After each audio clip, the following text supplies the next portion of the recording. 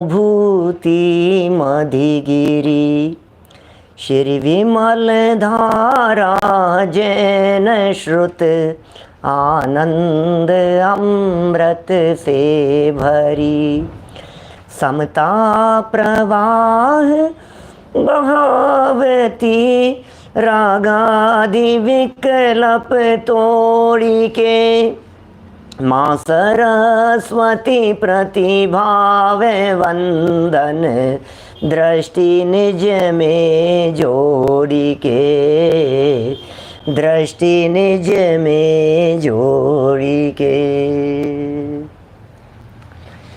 ध्रुवार्थी सम्मेलन बांसवाड़ा का यह आयोजन और हम सभी लोग यहाँ एकत्रित हुए हैं, सभी स्नातक बंधु लोग। हम सब स्वाध्यायी हैं, विद्वान हैं, और जब विद्वानों का परिवार होता है तो वो परिवार भी विद्वान ही होता है। दादा कहते हैं कि वो जो विद्वानों की पत्नियां होती है वे आदि विद्वान तो अपने आप ही बन जाती हैं, साथ में रह रह करके ही। इसलिए आप सभी लोग विद्वान तो हैं ही, इसलिए मैं यहाँ कोई शास्त्रों की बातें आपके बीच में नहीं पढ़ाने के लिए आया हूँ। मैं यहाँ कोई शास्त्रों की चर्चाएं आपके बीच में नहीं करने के लिए आया हूँ, लेकिन सिर्फ अपने साथियों के बीच में जो कभी कभी मैं इस बात को महसूस करता हूँ कि हमारे जो साथी हैं वे थोड़े से स्वाध्याय कम करते हैं, और उसके पीछे शायद कारण यह लगता है कि 5 साल में बहुत कर लिया। ऐसा तो नहीं लगता है हमारे को कि 5 साल हमने किया क्या है, खूब तो पढ़ाया है हमारे को, इतना इतना पढ़ करके निकले हैं कि शायद कुछ बोरियत सी महसूस होने लगी। नहीं भाई, स्वाध्याय तो हमारा जीवन होना चाहिए। संजय सिद्धार्थी जी, स्वाध्याय तो हमारी लाइफ होनी चाहिए। स्वाध्याय से दिन की शुरुआत और स्वाध्याय से दिन का समापन, माने जीवन का अंग होना चाहिए स्वाध्याय। स्वाध्याय की प्रेरणा देना, और वो भी विद्वानों को और शास्त्रीय विद्वानों को स्वाध्याय की प्रेरणा देना, एकदम ऐसे लगती है बात कि क्या कह रहे हो यार, हमें सिखाओगे अब स्वाध्याय करना चाहिए, ये बात हमें बताओगे आप कि स्वाध्याय करो। भाई बात तो साधारण है, लेकिन हम क्या कहें आपसे, हमारे ऊपर हमारे पूर्ववर्ती विद्वानों ने और उनसे भी ऊपर हम सबके शिरोधार्य आचार्य कुंद स्वामी ने स्वाध्याय की प्रेरणा दी है। प्रवचनसार ग्रंथ 86वीं गाथा, 80वीं गाथा में दर्शन मोह के नाश की विधि बताई, और उसी बात को आगे बतलाते हुए प्रकारांतर से कुंद स्वामी ने कह दिया कि दर्शन मोह के नाश की जो विधि है वो प्रकारांतर से स्वाध्याय करना है। तत्वार्थ को जो जानते प्रत्यक्ष या जिन शास्त्र से द्रग मोह क्षय हो, इसलिए स्वाध्याय करना चाहिए। बोलो, किस लिए कह रहे हैं कुंदाचार्य देव स्वाध्याय करना चाहिए? क्या स्वाध्याय करना चाहिए? स्वाध्याय कीजिए, स्वाध्याय कीजिए। एकमात्र बात कहना चाहते हैं, आप स्वाध्याय कीजिए। किस लिए? द्रग मोह क्षय हो इसलिए। भाई नमन जी जो बात कह रहे हैं ये स्वाध्याय करने की प्रेरणा दे रहे हैं, लेकिन समस्या ये है कि ये स्वाध्याय करने की प्रेरणा दे रहे हैं द्रग मोह क्षय हो इसलिए। अब दर्शन मोह का क्षय किसे करना है? जिसे दर्शन मोह का क्षय करना हो वो स्वाध्याय करे। हमें तो दर्शन मोह का क्षय करना नहीं है, हम काहे को स्वाध्याय करें? भैया दर्शन मोह के क्षय करना हो चाहे नहीं करना हो, हमें एक बात बतलाइए, वर्तमान लाइफ में शांति चाहिए या नहीं चाहिए? क्या दर्शन मोह का क्षय तो होगा, और जब भी होना होगा तब होगा, और उसे प्रकारांतर से उपाय कह करके पुकारा गया था, वो जो होगा हो जाएगा। यहाँ जो बात कही जा रही है, ये बात कह रहे हैं वर्तमान में शांति मिलती है स्वाध्याय करने से। स्वाध्याय करने से वर्तमान में परिणामों में निर्मलता आती है। टोडरमल जी साहब ने स्वाध्याय से तत्काल प्रकट होने वाले 10 लाभों की चर्चा की है।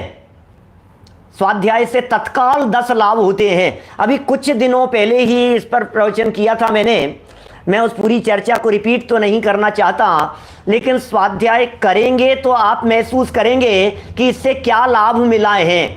आप स्वाध्याय करेंगे तो आपको लगेगा कि प्रतिदिन स्वाध्याय होना चाहिए। मैं कुछ कहना चाह रहा हूं आपसे, एक सेकंड। स्वाध्याय यदि आप प्रतिदिन करेंगे ना तो आपको पता लगेगा कि रोजाना स्वाध्याय से कितना बेनिफिट हुआ है। देखो ऐसी बात है, इंटरेस्ट आएगा तो रोजाना स्वाध्याय होगा। और मैं तो कहना चाहता हूँ प्रतिज्ञाबद्ध होकर के यदि स्वाध्याय नहीं किया ना तो आप कितना भी कहते रहो, बात तो इजी लग रही है, लेकिन अपने दिल पर हाथ रख करके सोचना हम कितना स्वाध्याय करते हैं।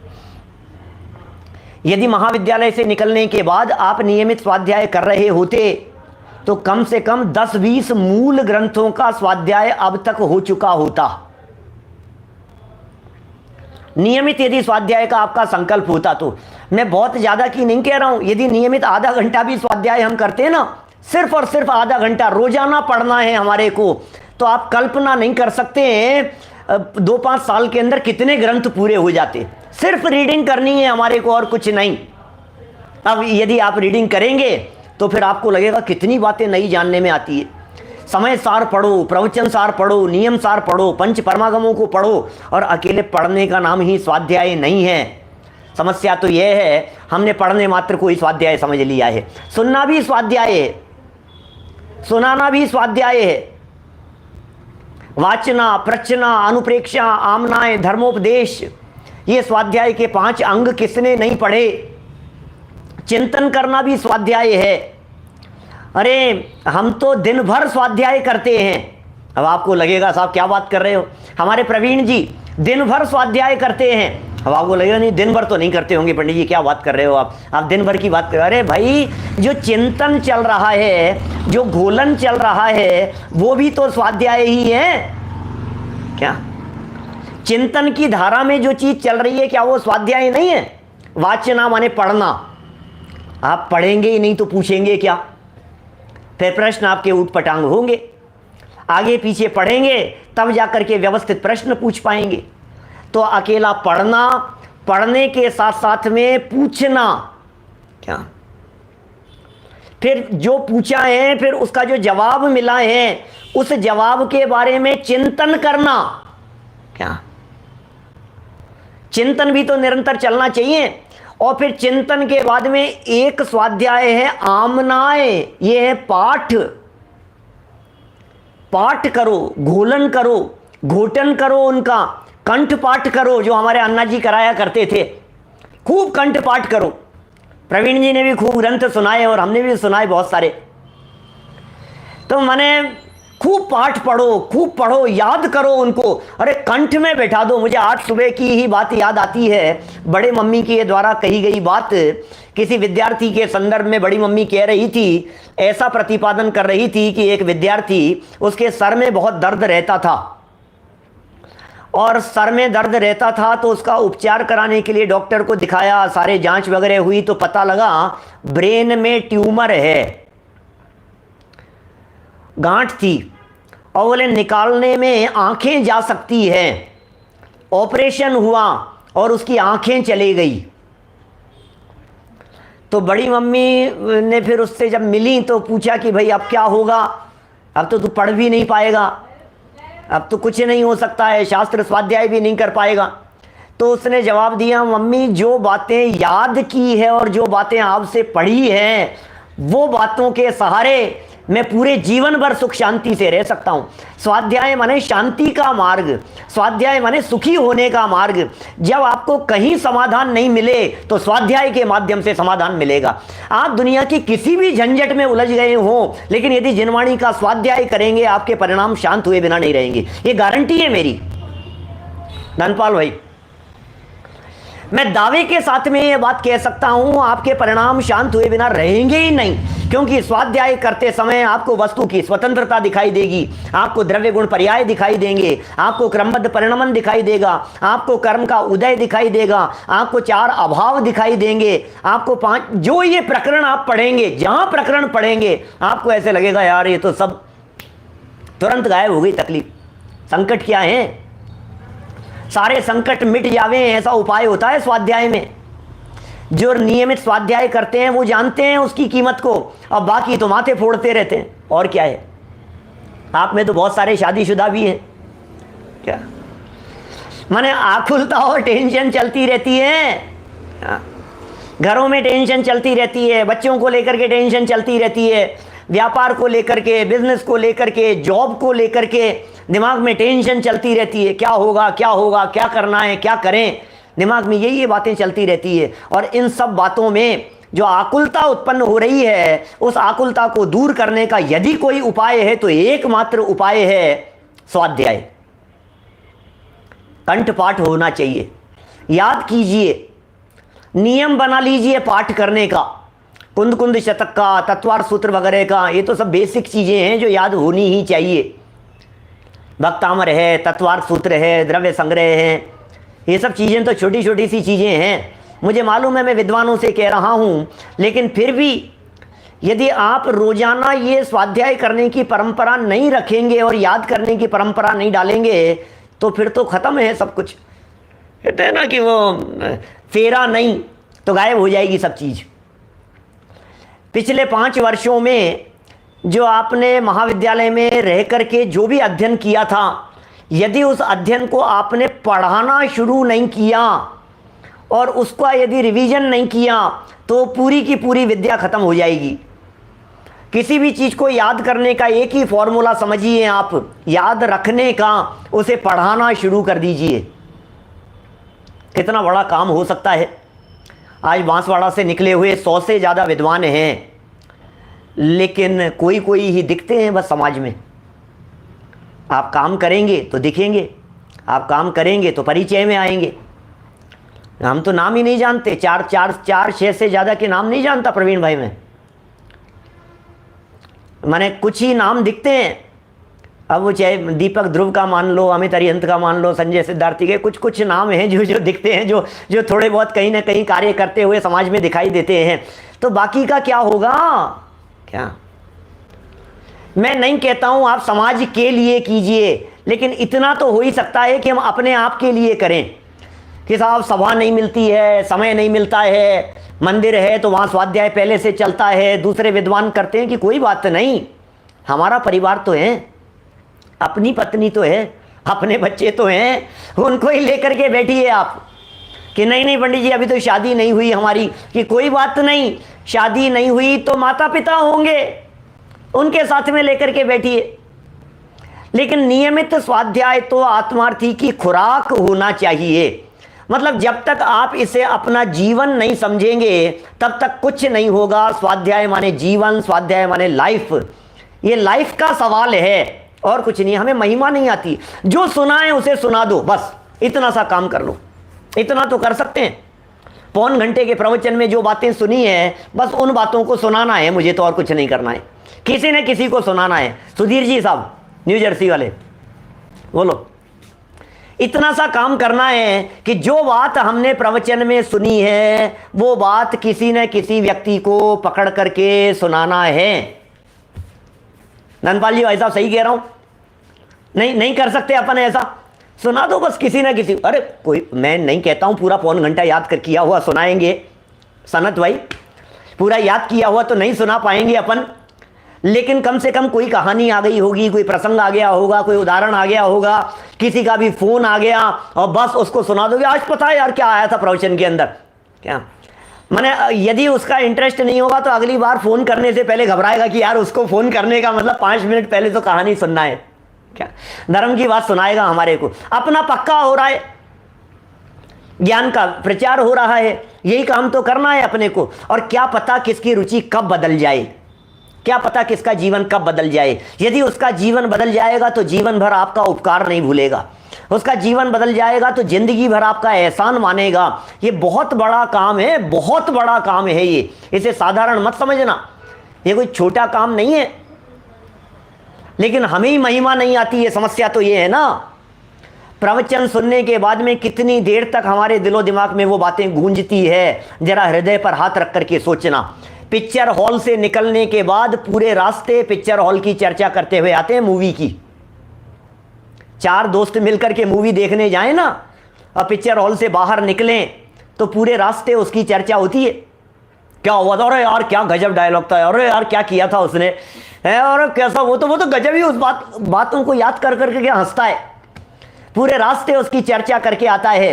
अरे भाई ये पिक्चर जितनी भी महिमा नहीं है क्या, ये तो बहुमूल्य चीज है, ये साक्षात तीर्थंकरों के द्वारा कही गई बात है। ये प्रवचन की बातों को, शास्त्र की बातों को आपको यह समझ करके पढ़ना पड़ेगा कि ये बातें अस्य मूल ग्रंथ करता रहे सर्वज्ञ देवा। क्या इस ग्रंथ के जो मूल करता हैं वो सर्वज्ञ हैं क्या चैतन्य भाई? इसके जो मूल करता है वो सर्वज्ञ भगवान है। मैं शास्त्र स्वाध्याय कर रहा हूं, इसका मतलब सर्वज्ञ भगवान बैठे हुए हैं। कभी किसी शास्त्र स्वाध्याय करते हुए को डिस्टर्ब नहीं करना, शास्त्र स्वाध्याय करते हुए व्यक्ति को विघ्न उत्पन्न नहीं करना। कितने भी बड़े काम हो, कितना भी महत्वपूर्ण काम हो, माने हमारे दिमाग में शास्त्र स्वाध्याय की इतनी कीमत होनी चाहिए कि ये दुनिया का सर्वोत्कृष्ट कार्य कर रहा है ये व्यक्ति, उसे काम नहीं बतलाना, बिल्कुल डिस्टर्ब नहीं करेंगे। बच्चा बैठ करके यदि पाठशाला पढ़ रहा है, ऑनलाइन पढ़ रहा है, पानी का गिलास भी नहीं मांगना उससे। मैं कभी कभी ये कहता हूं क्योंकि उसके हृदय में उस समय यदि वो तत्वार्थ सूत्र पढ़ रहा है तो वहां स्वामी आचार्य बैठे हुए हैं, यदि वो भक्तामर पढ़ रहा है तो उसके हृदय में उस समय मानतुंगाचार्य बैठे हुए हैं। मैं कहना चाहता हूं हमारे शास्त्रीय विद्वानों की पत्नियों से भी कि यदि आपके हस्बैंड स्वाध्याय कर रहे हो तो उन्हें उस काल में डिस्टर्ब मत करना। आपकी वाइफ यदि स्वाध्याय कर रही हो, अपने माता पिता यदि स्वाध्याय कर रहे हैं, जो बच्चे सुन रहे हैं उन बच्चों से कहना चाहता हूं ये बहुत बड़ी चीज है। मुझे याद आता है पद्म पुराण का वह प्रसंग, जिस प्रसंग में लक्ष्मण जी तैयार हो गए रावण के ऊपर आक्रमण करने के लिए, और रावण उस समय वहां कैलाश पर्वत के ऊपर बहुरूपिणी विद्या सिद्ध कर रहा था या शांतिनाथ भगवान की स्तुति भक्ति कर रहा था। प्रीतम जी शांतिनाथ भगवान की स्तुति में लगा हुआ था रावण, और ये लक्ष्मण तैयार हो गए धनुष बाण लेकर के उस पर आक्रमण करने के लिए। आज नहीं छोड़ूंगा उसको, आज अच्छा मौका है, कोई विद्या उसके साथ में नहीं है, कोई शक्तियां उसके साथ में नहीं है कि तू कर क्या रहा है बता तो सही। कि नहीं वो वहां आराधना में लगा हुआ है और सारी विद्या सारी शक्तियां सब बाहर बैठी हुई हैं, आज बहुत अच्छा मौका है, आज आक्रमण कर दूंगा मैं। कि अरे भाई रामचंद्र जी ने समझाया, तू क्या कर रहा है, तू क्या कर रहा है भाई, तुझे पता है तेरे द्वारा चलाया गया तीर शांतिनाथ भगवान के ऊपर चलेगा। क्या बात कर रहे हो भाई साहब, आपको इतना भरोसा नहीं है क्या मेरे ऊपर? क्या कहा? अरे तात, अरे भ्राता, ज्येष्ठ भ्राता, आपको इतना भरोसा नहीं है मेरे ऊपर, इतना भरोसा नहीं है आपको, मेरा निशाना इतना कमजोर समझ लिया आपने। सीधा तीर चलाऊंगा और रावण के हृदय में जाकर के लगेगा, शांतिनाथ भगवान पर नहीं लगेगा। अरे भाई क्या कहें तुझे, तू समझा नहीं मैं क्या कहना चाहता हूं। शांतिनाथ भगवान उस रावण के हृदय में बैठे हैं, तेरा तीर रावण के हृदय पर नहीं लगेगा, रावण के हृदय में विराजमान शांतिनाथ भगवान के ऊपर लगेगा। विचार करना बंधुओं, मैं क्या कहना चाहता हूं। मैं ये कहना चाहता हूं नीलेश जी, ये बात कहना चाहता हूं मैं कि जो तीर चलाया है या चलाने की सोच रहे हैं, वो हृदय में जिनकी भक्ति चल रही है उनके ऊपर तीर लग रहा है। इसलिए यदि स्वाध्याय करते हुए व्यक्ति के ऊपर किसी भी प्रकार का कोई आक्रमण किया गया, वाचनिक आक्रमण किया गया हमारे माध्यम से, तो इसका मतलब यह है कि वो आक्रमण उस व्यक्ति के ऊपर नहीं हुआ है, वो हमारे हस्बैंड पर नहीं हुआ है, वो हमारे बच्चों पर नहीं हुआ है, वो माता पिता पर नहीं हुआ है। घरों में इस तरह की परिस्थितियां चलती रहती है ना कभी कभी, अरे यार ये क्या पढ़ते ही रहते हो जब देखो तब, इनको तो जब देखो तब शास्त्र दिखते रहते। कभी कभी सब तरह के लोग हैं और सब तरह का माहौल सब तरह के घरों में बनता है, अलग अलग तरह की परिस्थितियां बनती है। सिर्फ इतना कहना चाहता हूं मैं आपसे, विचार करना गंभीरता से, हृदय में कौन विराजमान है। यदि समय सार पढ़ रहा है तो कुंद कुंदाचार्य हृदय में बैठे हुए हैं। पुरुषार्थ सिद्धि उपाय पढ़ रहा है तो अमृत चंद्राचार्य हृदय में बैठे हुए हैं। भाई साहब, हृदय में अमृत चंद्राचार्य चल रहे हैं। बात किसकी चल रही है? ये स्वाध्याय की बात कह रहा हूं मैं। नियमित कीजिए, नियमित कीजिए, याद करने के लिए प्रयत्न कीजिए। अब मैं बहुत ज़्यादा तो नहीं कह सकता और बहुत कम भी नहीं है, कम से कम एक गाथा तो रोज याद करो। अरे नहीं, नहीं एक तो हो जाएगी पंडित जी, तो एक भी भारी पड़ती है क्या? रोजाना एक गाथा याद करने का यदि आप संकल्प लेंगे तो आप कल्पना नहीं कर सकते कितनी गाथाएं याद हो जाएगी। रोजाना 2-4 पेज पढ़ने का यदि आप संकल्प लेंगे तो आप कल्पना नहीं कर सकते हैं कितनी याद हो जाएंगी। लेकिन बात तो वही है कि हमें पिक्चर जैसी भी महिमा नहीं आती है। प्रवचन से उठने के बाद में यदि नियम बना ले हैं कि 2-5 मिनट हम उसी प्रवचन की चर्चा करेंगे, प्रवचन में क्या विषय आया था उसकी चर्चा करेंगे, प्रवचन के तत्काल बाद में जिसका भी फोन आएगा उससे हम यही बात कहेंगे कि आज तो प्रवचन में ये चर्चा चली थी। फिर देखो आप भाई साहब, ज्ञान बांटते हैं तो ज्ञान बढ़ता है क्या? ज्ञान की आराधना करेंगे तो उसके फल में केवल ज्ञान प्रकट हो जाएगा। ये केवल ज्ञान का रास्ता है। ज्ञान सर्व समाधान कारक है। विश्व के सारे समाधान आपको यहां मिलेंगे समय सार में। दुनिया के सारे समाधान आपको जनवाणी में मिलेंगे। बीच में एक मूवी आई थी OMG, आपने देखी होगी, परेश रावल, और उलझ गया था वो। तो जो कृष्ण थे, जो भी कृष्णा क्या नाम था उसका, जो भी था, तो फिर उसने क्या जवाब दिया उसको कि भाई ये बाइबल पढ़ो, ये कुरान पढ़ो, ये गीता पढ़ो, सबके समाधान इसमें मिलेंगे। उनमें तो पता नहीं क्या समाधान होंगे, लेकिन हमारे जैन आगमों में, क्योंकि ये सर्वज्ञ की वाणी है, वीतरागी भगवान की वाणी है और प्रूवन है ये बात, वहाँ तो प्रूव होती है या नहीं पता नहीं मुझे, कैसे होगी, होगी ही नहीं। लेकिन यहाँ तो वीतरागी संतों ने अपने जीवन में उतारा है ना। बाह्य सुख, साधन, सामग्री, सुविधाएं सबका त्याग करके आनंद मग्न दिखाई देते हैं ना। वे तो आनंद आता है, आनंद। हमें तो लाइफ दिखती है, इसके अलावा तो लाइफ क्या है? जॉब मिले तो मिले, नहीं मिले तो नहीं मिले, बिजनेस चले तो चले, नहीं चले तो नहीं चले, काम होना हो तो हो, नहीं होना हो तो नहीं हो। हमारा तो स्वाध्याय का टाइम है। आपके घर गृहस्थी वालों को, परिवार वालों को, रिश्तेदारों को, यार दोस्तों को पता लग जाना चाहिए ये इनके स्वाध्याय का टाइम है, इस समय में इनको फोन नहीं करना, पता लग जाना चाहिए। ऐसा नियमित स्वाध्याय होना चाहिए। जैसे दिन में 2 बार भोजन हमारी दिनचर्या का अंग है, ठीक उसी तरह से दिन में 2 बार स्वाध्याय हमारी दिनचर्या का अभिन्न अंग होना चाहिए। अभिन्न अंग होना चाहिए, अभिन्न अंग। कुछ भी हो जाए, चाहे पढ़े बिना रहेंगे नहीं, स्वाध्याय के बिना तो नहीं चलेगा भाई साहब। अरे नहीं नहीं पंडित जी, टाइम नहीं मिलता है। मुझे मालूम है आपके जवाब होंगे, कई साथी ऐसे होंगे जो इस तरह का जवाब देते होंगे, नहीं नहीं टाइम नहीं मिलता है। नमन जी, कई लोग ऐसा कहेंगे, अरे नहीं टाइम नहीं मिलता है, टाइम नहीं मिलता है। जी क्या बताएं, इतने बिजी रहते हैं, पता नहीं ये काम ही इस तरह का ले लिया है, बिजनेस इस तरह का है, दुकान इस तरह की है, जॉब इस तरह का है, प्राइवेट जॉब है, सुबह जल्दी भागना पड़ता है, रात को देर से आते हैं, खाने पीने तक का ठिकाना नहीं होता है। आप क्या बात कर रहे हैं, स्वाध्याय करने के लिए कहाँ से समय निकालें? आसान काम थोड़ी ना है। बातें करना तो बहुत आसान है, कहना बहुत आसान है, लेकिन सच्चाई ये है कि बहुत कठिन काम है। अच्छा, सही बात है साहब, मान लिया हमने। कितना कितना बिजी रहते हैं भाई साहब, कितना बिजी रहते हैं? शिखर भाई, कितना बिजी रहते हो बोलो? भाई साहब बहुत बहुत बिजी रहते हैं। कितना कितना बताओ? सुबह 8 बजे निकलता हूं और रात को 11 बजे तक बहुत व्यस्त रहता हूं। अच्छा, बात तो सही है। क्या कहना है भाई? बात तो सही है भाई साहब। सुबह 7 बजे, 8 बजे की जो 8 साढ़े 8 बजे तो पहुंचना पड़ता है, मुझे 7 बजे निकलना होता है घर से। घर से 7 बजे निकलता हूं और रात को 11 बजे थक हार करके घर में पहुंचता हूं। सुबह 7 से लेकर के रात को 11 बजे तक मरने की फुर्सत नहीं है मेरे पास में। अच्छा भैया, तो सिद्धार्थी जी हम क्या कहेंगे? ओके, इसका मतलब आपको रात को 11 बजे से लेकर के सुबह 7 बजे तक बहुत समय है, बिल्कुल फ्री हैं। यही अर्थ निकला ना भाई मनोज? क्या यही अर्थ तो निकला इसका? सुबह 7 से रात को 11 बजे तक मरने की फुर्सत नहीं है। इसका मतलब रात को 11 बजे से लेकर के सुबह 7 बजे तक आप बिल्कुल फ्री रहते हैं। और अरे पंडित जी क्या बात कर रहे हो, आप सोएंगे नहीं क्या, परिवार के लिए टाइम नहीं देंगे क्या? अरे परिवार के लिए ही तो टाइम कह रहा हूं। परिवार को लेकर के यदि आप स्वाध्याय करेंगे तो परिवार में शांति रहेगी। पारिवारिक शांति का उपाय बतला रहा हूं मैं, गृह शांति का उपाय बतला रहा हूं मैं, टेंशन मुक्ति का उपाय बतला रहा हूं मैं।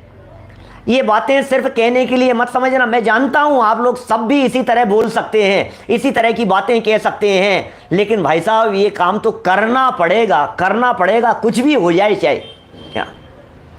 पढ़ेंगे भी और पढ़ाएंगे भी, पढ़ेंगे भी और पढ़ाएंगे भी।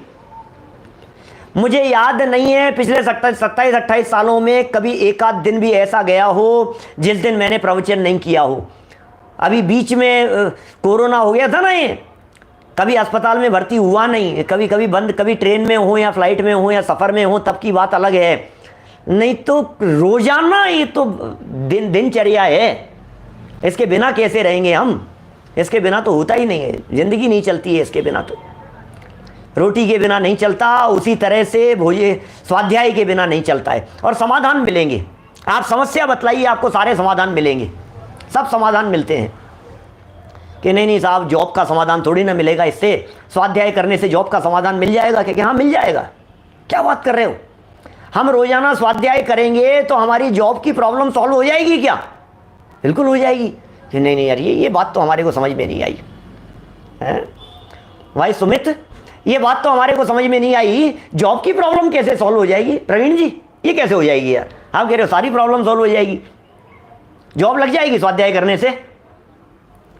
अरे जॉब लगे या नहीं लगे क्या, लेकिन बिना जॉब के भी आपको वो शांति मिल जाएगी जो दिन रात जॉब के पीछे दौड़ने वालों को नहीं मिलती है। और क्या चाहिए? जॉब किस लिए चाहिए ये तो बताओ, पैसा किस लिए कमाना है ये तो बतलाओ, क्या मकान किस लिए बनाना है ये तो बतलाओ, इकट्ठा किसके लिए करना है? शांति के लिए ही तो करना है, सुखी होने के लिए ही तो करना है। परिणामों में शांति, परिणामों में निर्मलता, परिणामों में सहजता, इसी के लिए तो ये सब काम करना है ना। और स्वाध्याय करने से ये मिलता है, बात खत्म हो गई, सारे समाधान हो गए इसके अंदर। पुण्य बढ़ जाता है। अब भले ही पुण्य बढ़ता हो, लेकिन पुण्य बढ़ाने के लिए मत करना क्या, निस्वार्थ भाव से करना, सहज भाव से करना, लेकिन करना जरूर। कषायों की मंदता होती है, परिणामों में निर्मलता आती है, लोकालोक के चराचर पदार्थ स्पष्ट दिखाई देने लगते हैं। कितने 10 लाभ तो ऐसे बताए पंडित जी साहब ने फटाफट, मैंने उनको पढ़ते ही ऐसे लगता है कि यार ये क्या क्या गजब की बातें कह दी पंडित जी ने। तत्काल प्रकट होने वाले हैं, तत्काल प्रकट होने वाले लाभ हैं। नहीं होती है कषायों की मंदता, तुरंत शांति नहीं मिलती है क्या? अच्छा आप प्रैक्टिकल सोचिए जरा, संकट के काल में, परेशानी के काल में, जैसे ही आपके दिमाग में क्रमबद्ध की बात आ जाती है तुरंत शांति मिलती है या नहीं? जैसे ही परेशानी के काल में कर्म के उदय की बात आ जाती है, आपके परिणामों में शांति आती है या नहीं? तुरंत ही आ जाती है। अब बोलो जब परिणामों में तुरंत ही सहजता मिल गई तो बाकी दुनिया में तो आप बिजनेस जॉब महीने भर करोगे तो सैलरी मिलेगी आपको महीने भर के बाद, काम करने के बाद। बिजनेस आप शुरू करेंगे आज तो उसका रिजल्ट मिलेगा आपको पता नहीं कब, लेकिन स्वाध्याय का फल तो तत्काल है ना। यहां तो तत्काल है, उधार का काम नहीं है कुछ भी। ये धर्म का फल तत्काल होता है, उधार नहीं होता है। इसलिए भैया थोड़ी बात कह रहा हूं, बहुत समझ लेना। द्रग मोह क्षय हो, इसलिए वो तो मुफ्त में मिल जाएगी चीज आपको। तत्वार्थ को जो जानते प्रत्यक्ष या जिन शास्त्र से, द्रग मोह क्षय हो इसलिए। को ये तो कुंदकुंदाचार्य देव की प्रेरणा है, द्रग मोह क्षय हो इसलिए। हम कहते हैं ग्रह कलय क्षय हो इसलिए स्वाध्याय करना चाहिए। हम क्या कहें बोलो, क्योंकि अभी द्रग मोह की बात कहते हैं तो सब ये कहते हैं हाँ शास्त्र की बातें हैं। अब उन्हें शास्त्र की बात कह करके उड़ा देता है, ये तो शास्त्र की बातें हैं सब। हाँ ठीक है, तो पंडित यहाँ लिखी है, हमने भी पढ़ी है, हमें भी याद है, गाथा भी याद है। अरे कोई बात नहीं, समझ गए हम, ये तो शास्त्र की बात है। लेकिन आज जो हम बात कह रहे हैं आपको, ये तो गृह शांति की कह रहे हैं। ये तो आकुलता निवारण का मंत्र दे रहे हैं, ये तो कोरोना भगाने वाला महामंत्र दे रहे हैं। क्या भाग जाता है क्या इससे? इससे कोरोना भाग जाता है क्या? बिल्कुल भाग जाता है। जीव जुदा पुद्गल जुदा अब भाग गया, अब क्या बचा? अब कौन सा, क्यों रोना, क्यों रोना? ये बात आ गई ना सामने, जब बात सामने आ गई कि क्यों रोना, तो फिर खत्म हो गई सारी बात। बस मौज मनाओ आप तो, ये मस्ती का मार्ग है, जितना पढ़ सको उतना पढ़ लो। आज तो ऑनलाइन का माध्यम है और आप इससे स्वयं स्वाध्याय हो तो बहुत अच्छी बात है, नहीं तो सुनने का माध्यम है। पीडीएफ के इतने माध्यम हो गए हैं, कदम आपके मोबाइल के अंदर पीडीएफ अवेलेबल है। आप ट्रेन में सफ़र कर रहे हो, आप बस में सफ़र कर रहे हो, न नेटवर्क की प्रॉब्लम होती है और पीडीएफ हाथ में है तो वैसे ही कोई दिक्कत नहीं होती है। कहाँ लेकर के जाएं, किसको लेकर के जाएं, कब पढ़ें और चिंतन कब नहीं कर सकते हो, ये तो बहुत बड़ी चीज़ है ही ना। चिंतन तो हर समय किया जा सकता है ना। कई लोग पूछते हैं स्वाध्याय कब करें, कई लोग पूछते हैं चिंतन कब करें, कई लोग पूछते हैं धर्म कब करें। 10 लक्षण महापर्व शुरू हो गए ना आज से। कई लोग पूछते हैं 10 लक्षण नहीं, भादवा शुरू हो गया ना, बोले कब करें कब करें। तो मैं एक ही बात कहता हूं उनसे, मुझे एक बात बतलाओ, डॉक्टर के कब जाएं? बोलो, डॉक्टर के कब जाना चाहिए? धनपाल जी साहब, डॉक्टर के कब जाना चाहिए? जनवरी में या फरवरी में? अप्रैल में जाना चाहिए, दिसंबर में जाना चाहिए? कब जाना चाहिए डॉक्टर के? सोचना जरा एक बार, संडे को जाना चाहिए या मंडे को जाना चाहिए? सुबह जाना चाहिए, शाम को जाना चाहिए? अरे जिस समय तकलीफ हो तब जाना चाहिए। और यहाँ तो राग द्वेष विभाव भावों की तकलीफ निरंतर माथे गर्म करती है। तो जब तकलीफ हो तब स्वाध्याय करो, जब संकट दिखाई देवे तब स्वाध्याय करो। ये अपूर्व चीज हमें हमारे महाभाग्य से मिल गई है, हम इसका नियमित लाभ लेवें, नियमित स्वाध्याय करें। और कहने की बात नहीं है, प्रतिज्ञाबद्ध होकर के स्वाध्याय करें, स्वाध्याय की प्रतिज्ञा ले लेवें आप सभी लोग। इसी मंगल भावना से मैं बात को यहीं विराम देता हूँ।